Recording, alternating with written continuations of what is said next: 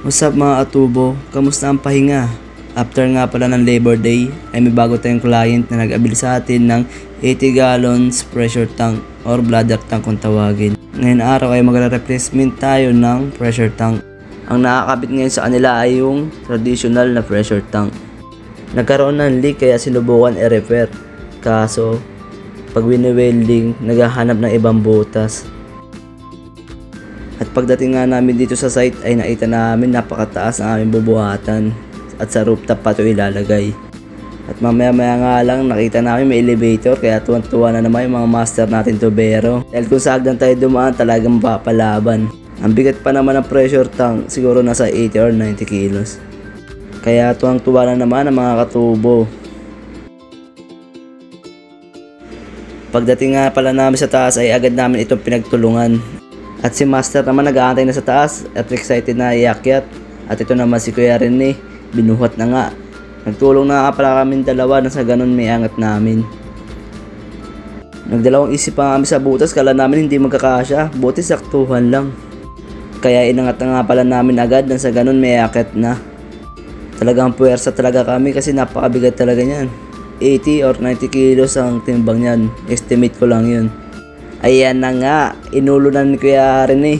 Grabe, tibay ng ulo nito. Siguro ng bata to. Lagi ito nagbubuhat ng mga nyug, pati kopra. Ang probinsya nga pala namin ay Bicol. Shoutout sa mga Oragon dyan na tubero. At tuluyan na nga pala itong naangat nila Kuya Rene at Tito Taloy. Yan mga atubo, nakita namin yung pressure tank 90 gallons. At ito nga pala yung papalitan. Traditional na pressure tank.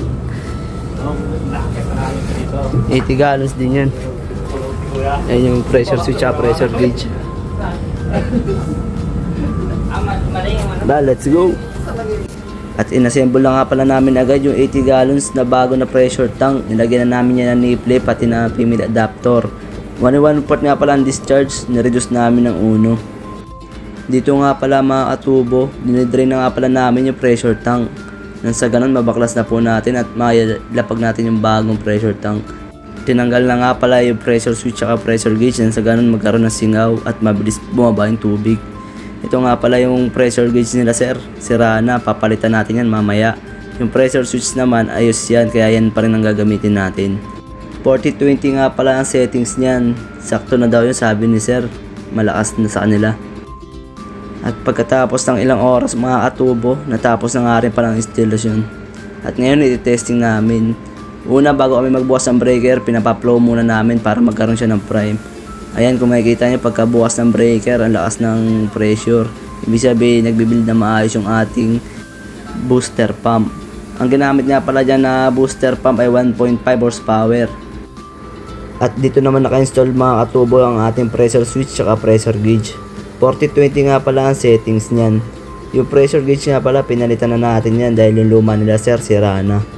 At ang testing nga pala dyan si Tito Taloy. Sabi ko videoan ko na lang siya nang sa ganun pogi siya sa video. Yan nga pala ang aming instalasyon. Kung makikita nyo may check valve tsaka ball valve tayo sa discharge ng pressure tank.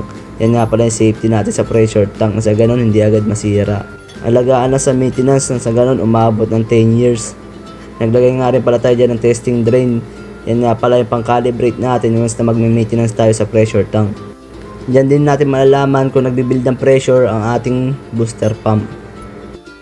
At sa mga oras na ito mga katubo, inaantay lang natin mag 40 PSI yung ating pressure gauge. At sa ganun makapag-testing tayo ulit. At pagka 40 PSI nga pinabuksan ko ulit yung testing drain natin. At sa ganun makakita ako kung nagbibuild siya ng pressure. Ayan, nagbibuild naman siya ng pressure kaya okay na yan. Pagtapos matesting, i-on na natin yung discharge ng ating pressure tank nang sa ganun magkaroon sila ng tubig. Mga katubo, sa mga gusto po mag-abil ng ating unit, direct message lang po tayo sa ating page nang sa ganun po maibigay po namin ang aming best price. Sa mga gusto naman po magpa-install ng mga unit, direct message lang po tayo sa ating page nang sa ganun po mabigyan po namin kayo ng aming quotation. Yan nga pala yung mga master natin sa tubero, mahuhusay nating plumber. Si Kuya Rene at si Tito Taloy. Cash out na naman tayo mga katubo at checking nga pala ang binayad dyan sa atin ni sir. Let's go! Paldo!